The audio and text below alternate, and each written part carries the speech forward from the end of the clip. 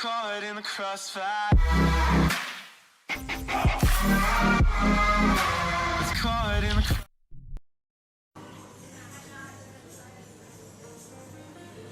પ્રભુના નામનો મહિમા બહુ છે. અને એમાં એ ધ્રુવજીની કથા બતાવી, ત્યાર પછી વેણની કથા, પૃથુ ચરિત્રની કથા છે.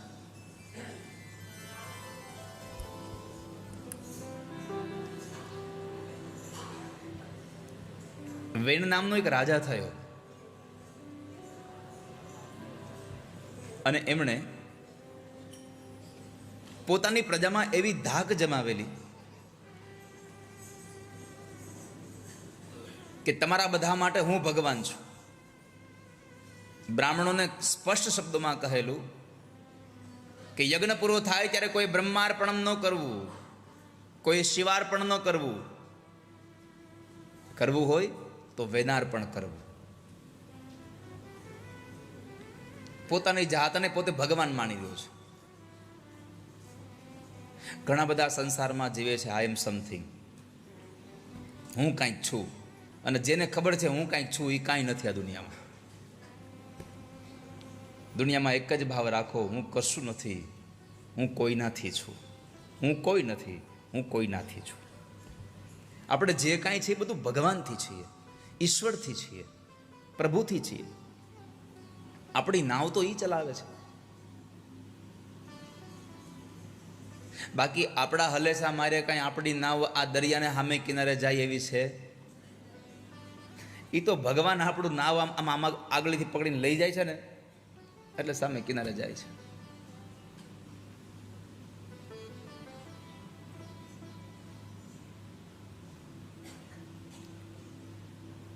એ વેનને બ્રાહ્મણોએ હુંકાર માત્રથી માર્યો છે. વેન એક ભાષામાં એવું પણ કહી શકાય કે આ વેન એટલે અહંકાર છે, અને અહંકારને મારવા માટે શબ્દ જ શાસ્ત્ર એક શસ્ત્ર બની જાય છે.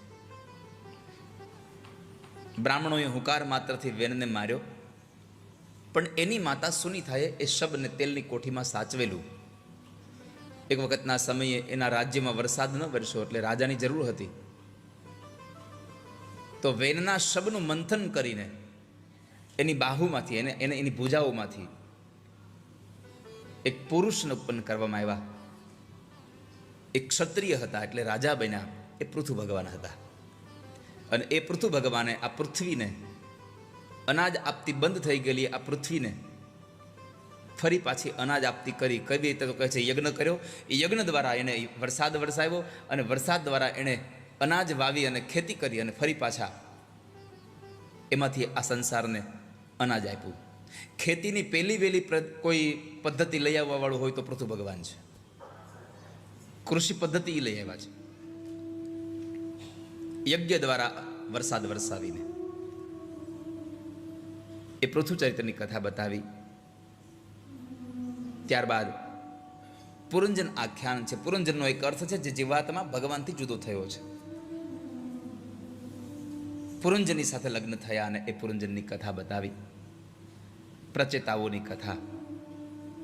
વિદુરજી કહે છે કે મહારાજ, હું પણ પુરંજન છું, હું ભગવાનથી જુદો થયો છું. એ ભાવ સાથે ચતુર્થ સ્કંદની કથાઓને અહીંયા વિશ્રામ કરી. પંચમ સ્કંદમાં ખૂબ સાવધાની રાખવાની વાત.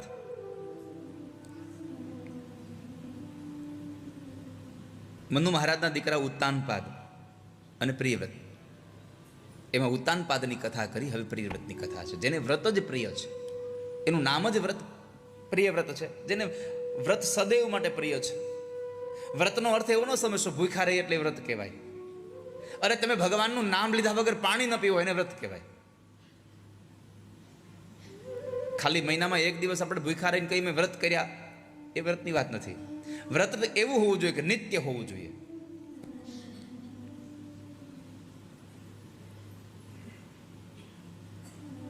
રોજ કીડિયારું પૂરવાનું વ્રત હોય, રોજ પક્ષીઓને ચણ નાખવાનું વ્રત હોય, એને વ્રત કહેવાય. અને વ્રત એવું લેવું કે તમે જ્યાં પણ જાઓ ને તમારી હારે તમે વ્રતને નિભાવી શકો એવું વ્રત લેવું. ઘણા લોકો ઉતાવળમાં વ્રત લઈ લે, પછી પૂરું ન થાય. એક જણો દ્વારકા ગયો અને હરખાઈ ગયો બહુ. અને ભગવાન પાસે પ્રાર્થના કરવા માંડ્યો. અને ભગવાન પાસે એટલો ગળગળો થઈ ગયો, એટલો બધો આમ આનંદિત થઈ ગયો ભગવાનના દર્શન કરીને. તો ભગવાન પાસે પ્રતિજ્ઞા કરી લીધી, નિયમ લઈ લીધો, હે ભગવાન, શ્રી કૃષ્ણ શરણમ મમની રોજ 108 માળા ફેરવી. શ્રી કૃષ્ણ શરણમ મમની રોજ 108 માળા ફેરવે. બીજી દી હવારમાં ઘેરે બેઠો, શ્રી કૃષ્ણ શરણમ મમ, શ્રી કૃષ્ણ શરણમ મમ, શ્રી કૃષ્ણ શરણમ મમ. આમ કરતાં કરતાં 1 માળા પૂરી થઈને તે તો કેટલો સમય વી ગયો. આવી તો 108 કરવાનો નિયમ લીધો તો એને. તો હવે 108 કરવા બે તો બપોર થાય. તો હવે શું કરવું? આમ 108 ફેરવી એને. આ તો સારું થયું, આણે 108 ફેરવી. આમ ઘણા તો પંખે ટીંગાડે. મારા હાસ્ય સાથે એટલું કહેવું છે તમને કે ક્યારેય પણ નિયમ લેવામાં કોઈ દિવસ ઉતાવળ કરવી, 2 દિવસ મોડું લેવું, પણ વિચારીને નિયમ લેવો જોઈએ. ઘણી વખત હું અહીંયા કથાઓમાં કહું કે ભાઈ તમે પાન માવા મૂકી દો તો તરત આમ ચડી જાય. દાદાએ કીધું મૂકી દઈ, પણ બપોરે જેમાં પછી થાય ખાડું દાંત કળે છે, ખાવું પડશે કંઈક. આવું બધાને નિયમ લેવો તો એવો લેવો કે તમે શાંતિથી ગમે ત્યાં હો દુનિયાના છેડે, એ તમારો નિયમ સંપન્ન થતો હોય, તમે પૂરું કરતા શકતા હોય. તો પ્રિયવ્રત મહારાજ, જેને વ્રતો જ પ્રિય છે, એમણે બ્રહ્માજીના કહેવાથી લગ્ન કર્યા. એને લગ્ન કરવા નહોતા, પણ નારદજીનો ઉપદેશ હતો. બ્રહ્માજીનું કહેવું હતું ને નારદનો ઉપદેશ હતો, એટલે એમણે લગ્ન કર્યા. વિશ્વકર્માની દીકરી બરહેશ્મિતી સાથે લગ્ન કર્યા. દાંપત્ય જીવન ચલાવ્યું ને એ દાંપત્યમાં એને 10 દીકરાઓ થયા. એક દીકરી થઈ ઉર્જસ્વતી નામની કન્યા.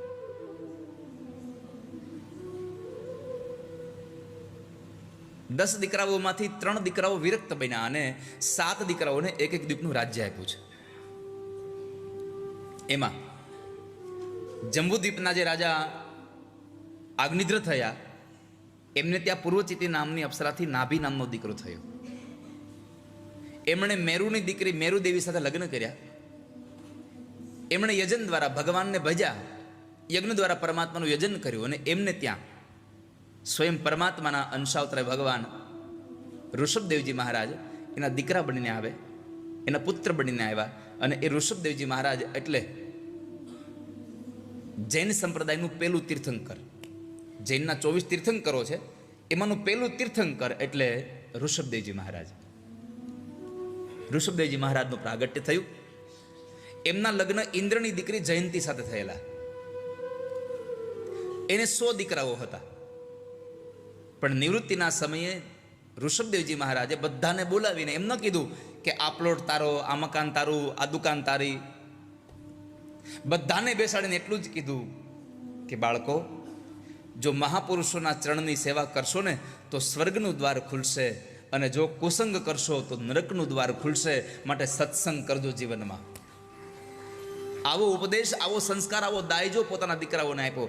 આ કથા આપણને શીખડાવે છે કે આપણે આપણા સંતાનોને ગમે તેટલી સંપત્તિ આપીએ, પણ સંસ્કારોની સંપત્તિ આપ્યા વગર જશો નહીં કોઈ દિવસ સંસારમાંથી. તમારા દીકરાઓને લખી દો કે આપણા ઈષ્ટદેવ આ છે, આપણી 7 પેઢીના નામ લખીને જાઓ. કમસે કમ તમે એક નોટ બનાવો, તમને જેટલી પેઢીના નામ આવડે છે તમારી હુધી પેઢીના, એ તમે લખી દો. પછી તમારા દીકરાને આપો કે લે ભાઈ, હવે તું લખતો જાય તારી પેઢીથી. એટલે જ્યારે આપણે ગુજરી ગયા હોય કોઈ અને બ્રાહ્મણ વિધિ કરાવવા આવે અને 3 પેઢીના નામ પૂછે, તો પૂછવું ન પડે કોઈને, ભાઈ આ નામ શું હતું. અને ખૂબ મોટી વાત તમને આશ્ચર્ય સાથે તમને કહું કે અમે જ્યારે કોઈ પણ વિધિ વિધાન કરવા બેસીએ અને પૂછીએ કે તમારા બાપુજીનું નામ શું આવડતું હોય, તમારા બાનું નામ શું આવડતું હોય, તમારા દાદાનું નામ શું આવડતું હોય, તમારા દાદીનું નામ શું આવડતું હોય, તમારા દાદાના બાપુજીનું નામ શું એ આવડતું હોય, પણ તમારા દાદાના દાદીનું નામ એનું આવડતું હોય.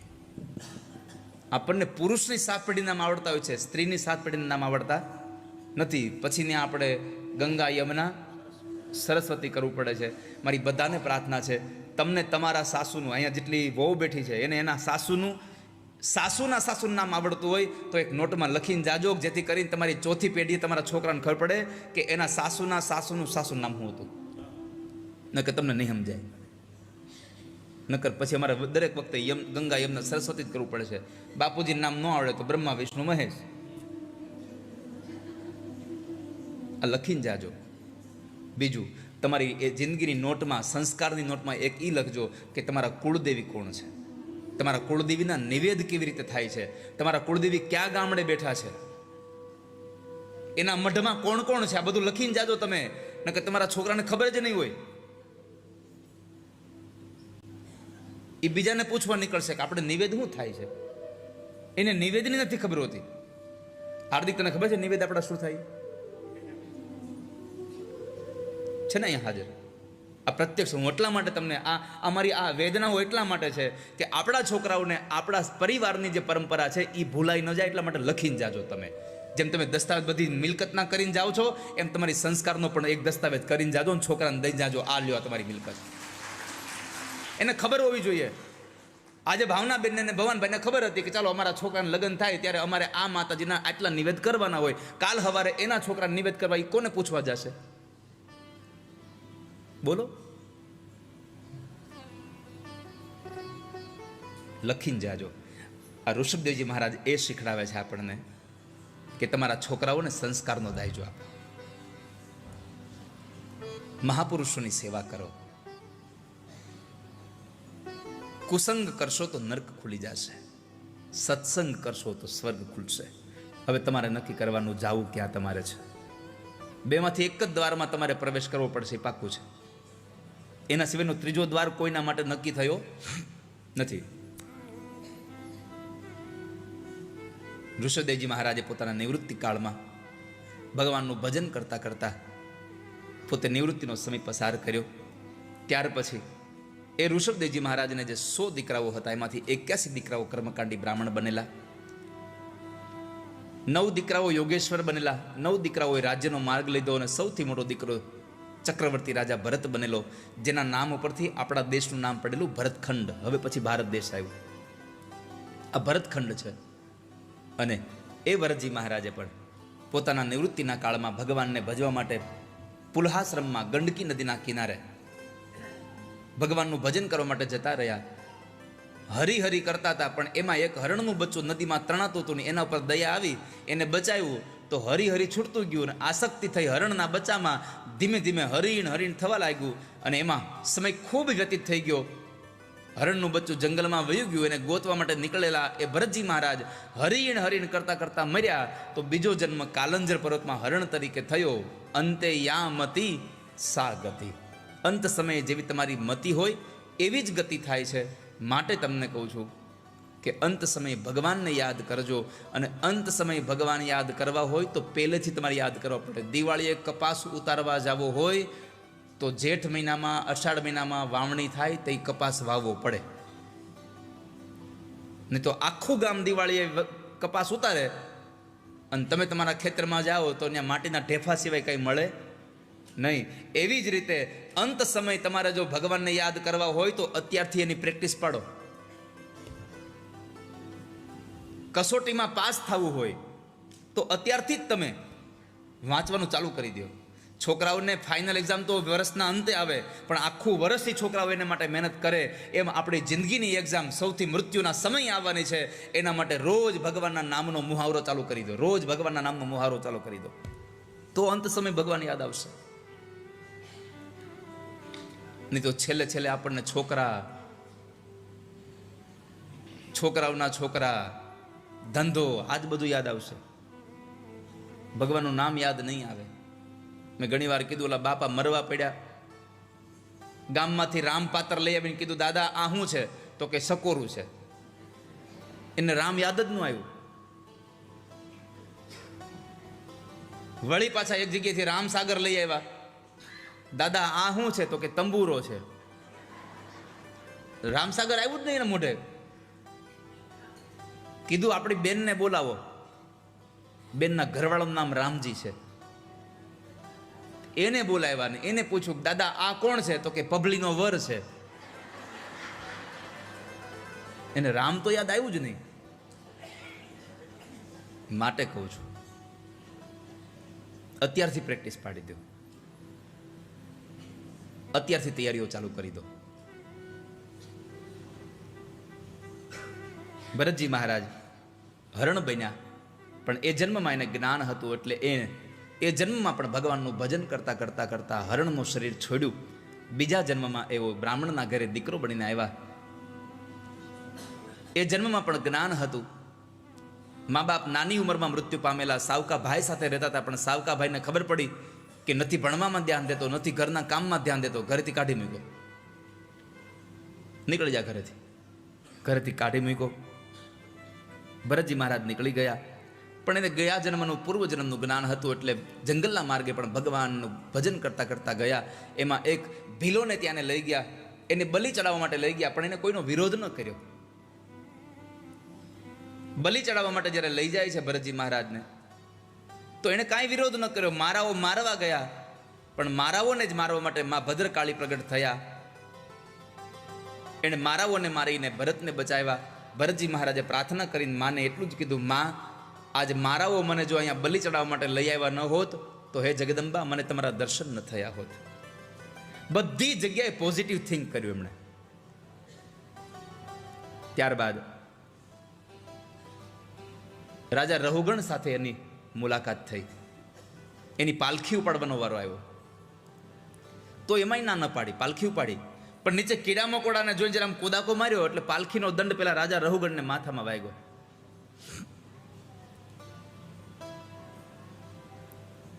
અને રાજા તો રાજા હોય, નીચે ઉતરીને ચાબુકથી મારે છે. પણ ભરતજી હસતા હતા એટલે રાજા રહુગણે પૂછ્યું કે એલા મરેલો છો તને વાગતું નથી? પછી ભરતજી જરા બોલ્યા છે, નકર પ્રાયઃ બોલતા નહોતા. એને મોઢામાં પથરા મૂકી દીધા હતા, બોલવું જ નથી, બોલવું તો પાપ થાય ને. પણ છતાં એણે પછી રાજા રહુગણને સંબોધીને કીધું કે રાજા તમે કોને મારો છો? તમે શરીરને મારો છો, હું શરીરી છું અને મને કોઈ મારી શકતું નથી. નૈનમ છિંદંતી શસ્ત્રાણી નૈનમ દહતી પાવક. કૃષ્ણ ગીતાજીમાં કહે છે કે શસ્ત્ર આત્માને છેદી ન શકે, અગ્નિ બાળી ન શકે, પાણી ભીંજવી ન શકે અને વાયુ એને સૂકવી ન શકે, એવો હું આત્મા છું. તમે શરીરને મારો, એમાં હું શું કામ દુઃખી થાવ? રાજા રહુગણ સમજી ગયો કે આ કોઈ સામાન્ય માણસ નથી અને એમણે પ્રાર્થના કરી, તમે કોણ છો? ભરતજી મહારાજે ઓળખાણ આપી કે તમે ચક્રવર્તી રાજા ભરતને ઓળખો છો? હા, એ તો મૃત્યુ પામ્યા, અમે એના જ રાજ્યમાં રહીએ છીએ. ભરતજીએ કહ્યું કે તમારા માટે મૃત્યુ પામ્યા છે રાજા, હું પણ તમારી જેમ સત્સંગ માટે આમ નીકળેલો, પણ મારામાં જરા આસક્તિ આવીને મારે 2 જન્મ બીજા લેવા પડ્યા. તમે પણ કહું છું કે ભજન કરો, પણ આસક્તિ અને આવો અહંકાર ન રાખશો. રાજા રહુગણને ખગોળ ભૂગોળનું જ્ઞાન આપી, શાસ્ત્રનું જ્ઞાન આપી અને મોક્ષનો માર્ગ બતાવી અને ભરતજી મહારાજ નીકળ્યા. આ કથા આપણને બતાવે છે કે જો આપણું ધ્યાન અન્યત્ર ક્યાંય ગયું તો આપણો જન્મ ફરી પાછો, આપણા જન્મનું કારણ આપણે જ છીએ. આપણી ઈચ્છાઓ અને આપણી અપેક્ષાઓ આપણને બીજો જન્મ અપાવે છે. એ કથા બતાવી. પંચમ સ્કંદને વિશ્રામ કર્યો. ષષ્ઠમ સ્કંદની અંદર પાપના પ્રાયશ્ચિતની કથા. પાપનું પ્રાયશ્ચિત એટલે એકમાત્ર નામ, પોતાનો પછતાવો થઈ જાય. એક અજામિલ નામનો બ્રાહ્મણ હતો અને એમણે સત્કર્મ નહીં કરેલું. કાન્યકુબ્જે દ્વિજઃ કશ્ચિદ દાસીપતિરજામિલઃ નાનાનષ્ટ સદાચારો દાસ્યાઃ સંસર્ગદૂષિતઃ. દાસ્યા સંસર્ગ દૂષિત. સંગ થયો, દૂષિત થયો, કુસંગ થયો, દૂષિત બન્યો. એમને લઈ એક વખતના સમયે સંતો એના ઘરે આવેલા અને સંતોએ એના ઘરે ભોજન કર્યું. 80 વર્ષનો હતો, પણ એના પત્ની સગર્ભા હતા. એટલે સંતોએ એટલું કીધું કે અમારે દક્ષિણા લેવાની હોય, પણ દક્ષિણામાં અમારે એટલું જોઈએ છે કે તમારા ઘરે જો દીકરાનો જન્મ થાય તો એનું નામ તમે નારાયણ પાડજો. આમણે હા પાડી, કઈ વાંધો નહીં, મફતનું છે.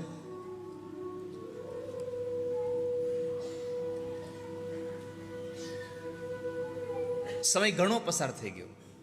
દીકરાનો જન્મ થયો, દીકરો મોટો થયો એટલે નામકરણ સંસ્કાર થયું, અને એ નામકરણ સંસ્કારમાં દીકરાનું નામ નારાયણ રાખ્યું.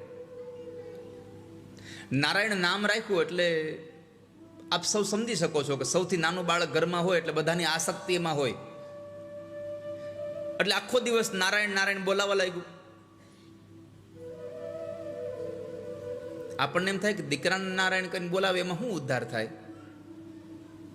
પણ એક સૂત્ર તમારા જિંદગીના નોટમાં લખી રાખજો, નામ લિયા ઉન સબ લિયા સભી શાસ્ત્ર કા ભેદ, बिना नाम नर के गया पढ़ पढ़ चारों वेद. जिसने भी भगवान का नाम लिया है उनका उद्धार हुआ है. इसलिए आप भगवान को याद करते रहिए, प्रभु को याद कीजिए. એમાં એક વખતના સમયે અજામિલ સૂતો હતો ને યમના દૂતો એને પકડવા માટે આવે છે.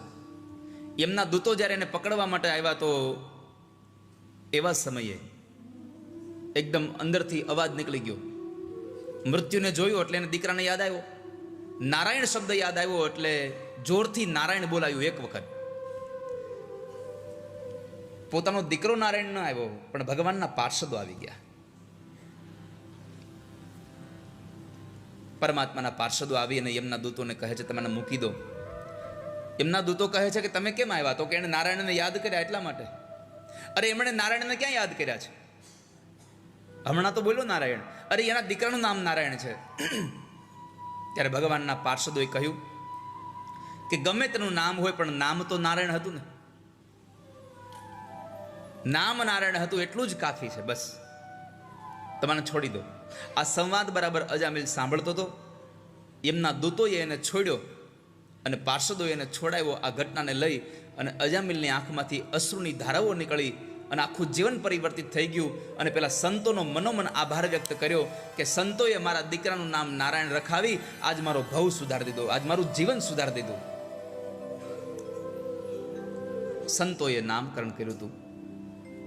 નામનો મહિમા બહુ છે. એ નામનો મહિમા બતાવી અજામિલની કથા છે. પછી પોતે તીર્થમાં જઈ ભાગવતજીના દશમ સ્કંદના પાઠ કરી અને અંતે ભગવાનમાં ભળી ગયો. એ કથા બતાવી. ત્યાર પછી નારાયણના નામનું કવચ રાખજો, નારાયણ કવચની કથા બતાવી, ધ્યાન પ્રકરણની કથા બતાવી અને વૃત્રાસુરે કરેલી એ સ્તુતિ કે જેમાં ભગવાનને કહ્યું પ્રભુ મારે કશું જ જોઈતું નથી, ન નાક પૃષ્ઠમ ન ચ પારમેષ્ઠ્યમ ન સાર્વભૌમમ ન રસાધિપત્યમ ન યોગ સિદ્ધિર પુનર્ભવમ વા સમંજસત્વામ વિરહય કાંક્ષે. ભગવાન ન તો મારે સ્વર્ગ જોઈએ, ન મારે બ્રહ્મલોક જોઈએ, ન પૃથ્વીનું રાજ્ય જોઈએ, ન પાતાળનું રાજ્ય જોઈએ, મારે કશું જોઈતું નથી. જો તમારે મને આપવું હોય તો એક જ કામ કરો, મને તમારી ભક્તિ આપી દો. કારણ આ સંસારમાં ભક્તિથી મોટું કોઈ ધન જ નથી દુનિયામાં. माई मेरो निर्धन को धन राम, माई मेरो निर्धन को धन राम, माई मेरो निर्धन को धन राम, माई मेरो निर्धन को ધન રામ. નિર્ધનનું ધન કોઈ આવે તો રામ છે. અને એટલા માટે તમે તમારા આ યુગમાં જો ગાવા માંગતા હો તો તમારા સમયમાં તમે જે ગાયક હો એવું ગીત, પાયોજી મેને રામ રતન જી મેને રામ રતન ધન પાયો, ચોર ન લૂટે ખર્ચન લૂટે ખર્ચન ખૂ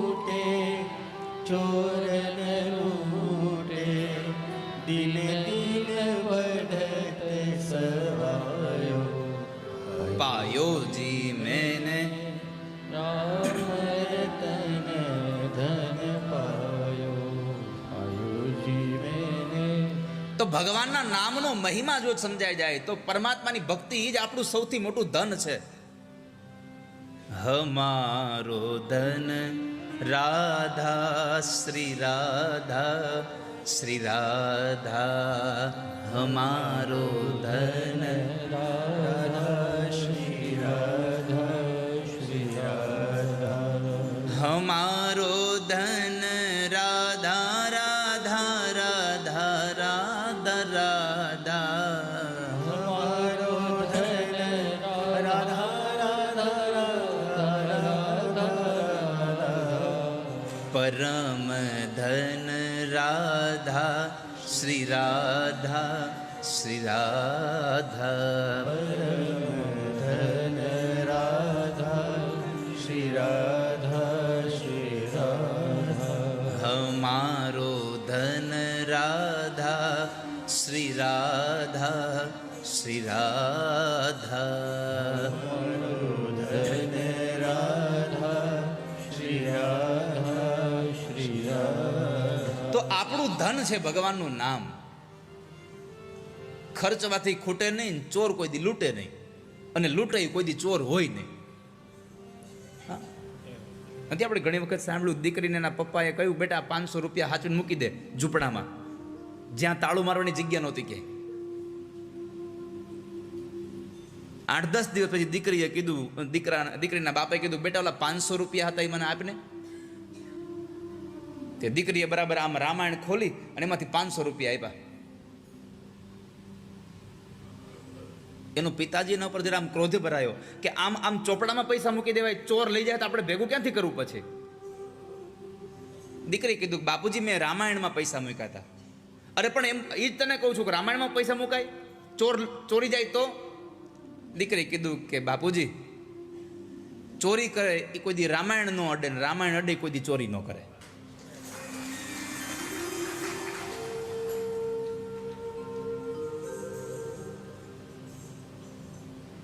તો આપણું ધન ભગવાનનું નામ છે.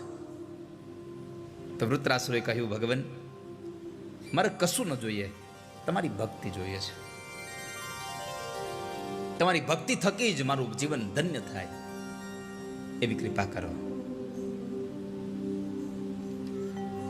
મમોત્તમ શ્લોક જને સુસખ્યમ સંસાર ચક્રે ભ્રમતઃ સ્વકર્મભિઃ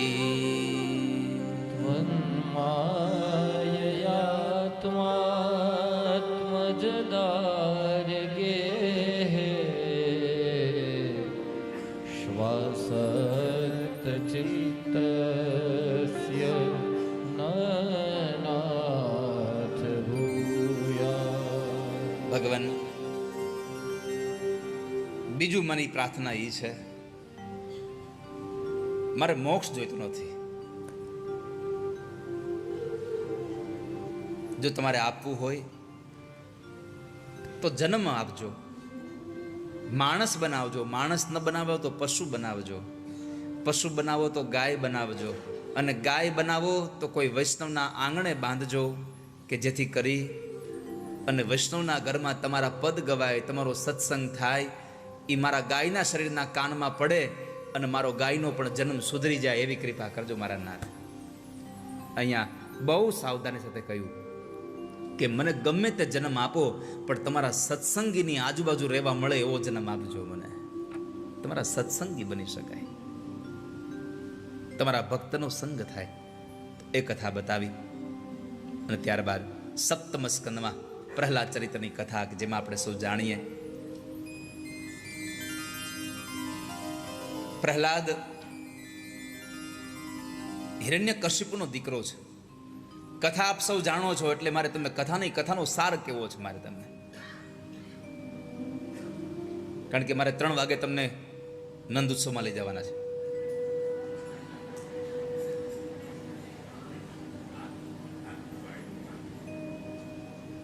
એ તો છેલ્લે ઝટકો અપાય ને. અને હવે સૌથી મોટી વાત એ છે, રસોડાના દરવાજા બંધ કરી દેજો.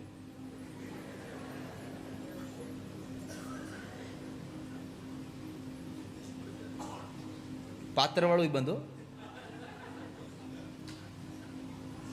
હા,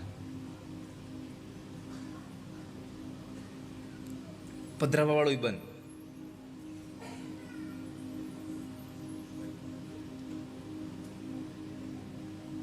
અને મોંઘા મહેમાનનું નક્કી ન હોય, ગમે ત્યાં આવે. એને આપણે ટાઈમ આપ્યો એ ટાઈમે કોઈ દી આવે જ નહીં, એ એના ટાઈમે જ આવે. એટલે અહીંયા ગમે તેટલી ઉતાવળ કરીએ તો એના ટાઈમે જ આવે. પ્રાર્થના કરીશું કે વહેલા આવજો ટાઈમે, એટલે મારું બધું હચવાઈ રહે. પણ આ તો ન આવે તોની વાત છે. આ તો બપોર પછીનો આ લોકોનો કાર્યક્રમ હતો, તમારે બધાને જવાનું. કે મારે આજ તો 2 સત્રની જ કથા કરવી હતી. હા, નંદોત્સવ મને 2 સત્રમાં જ કરવો હતો. પણ મેં કીધું હવે તમે, પ્રહલાદ ચરિત્રની કથા છે વાલા વૈષ્ણવો. ભગવાનમાં શ્રદ્ધા કેટલી અતૂટ. પેલો સંદેશો આ ભક્ત પ્રહલાદની કથામાંથી આપણને મળે છે કે હિરણ્યકશિપુ રાક્ષસ હતો, છતાં પણ ઉપાસના કરવા બેઠો હતો, ધ્યાન ધરવા બેઠો હતો. જો રાક્ષસ જેવા રાક્ષસ પણ ભગવાનનું ધ્યાન કરવા બેસતા હોય, ભગવાન મળતા હોય, તો આપણે ક્યાં રાક્ષસ છીએ? કેમ પરમાત્મા મળે નહીં આપણને? તો પેલો ઉપદેશ એ હતો. બીજો ઉપદેશ, હિરણ્યકશિપુના શરીરને જીવડાઓ ખાઈ ગયા હતા, હાવ અંદરથી હાવ ફોફલું કરી નાખેલું. છતાં એ સમાધિમાંથી બહાર નહોતો આવ્યો. 100 વર્ષ સુધી એને તપશ્ચર્યા કરી અને ભગવાન બ્રહ્માને પ્રસન્ન કર્યા. પણ કરુણા એ થઈ કે 100 વર્ષ સુધી જેણે બ્રહ્માની ઉપાસના કરી, બ્રહ્મા મળ્યા, વરદાન માગ્યું, તો એ વરદાનનો એણે ગેરઉપયોગ કર્યો. માણસ પોતાની અથાગ પ્રયત્નથી સંપત્તિ ભેગી કરે, સંપત્તિ ભેગી થયા પછી એ માણસ એ સંપત્તિનો દુરુપયોગ કરે તો એ સુખી ન બને કોઈ દિવસ. સંપત્તિને સદમાર્ગે વાપરવી જોઈએ. એને ગેરઉપયોગ કર્યો, દુઃખી થયો. બધાના યજ્ઞ બંધ કરાવ્યા. પ્રહલાદજી મહારાજને ભણવા બેસાડ્યા. પ્રહલાદને ભણવા બેસાડ્યા એ સમયે પ્રહલાદ માના ઉદરમાંથી તૈયાર થઈને આવ્યા હતા. અને એક વાત તો ચોક્કસ છે કે જે